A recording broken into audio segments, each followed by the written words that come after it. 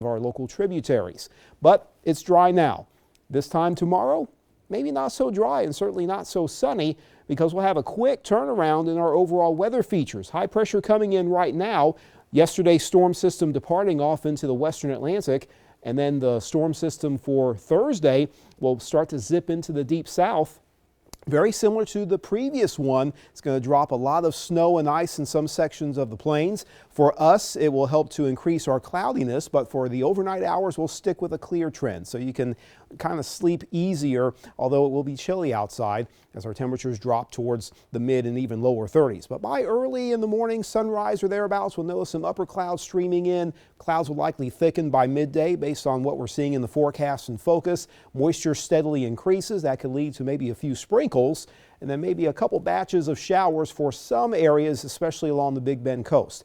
I think the main concern for any kind of storm risk will come early on your Thursday morning as our main front comes closer. Low pressure zips across the Appalachians, and that helps to force a front through our area through the day Thursday, diminishing on Friday. But as that front comes through and we get more of a warm push ahead of that system, that can help to set us up once again for some of those active storms. Late tomorrow night, maybe a stray strong thunderstorm for the Apalachicola River Basin.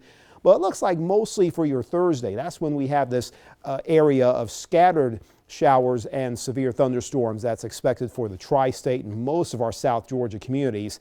Very similar setup. It's a little earlier than what we had yesterday when it comes to the anticipated arrival of storms.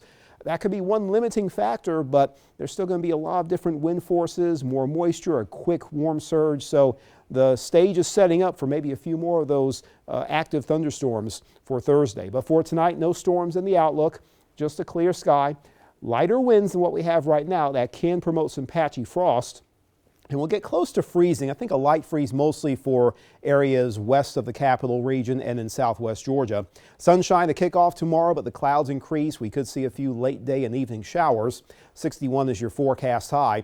We drop towards the mid-50s by midnight early Thursday morning, and then temperatures rise before we get that line of rain and storms coming through.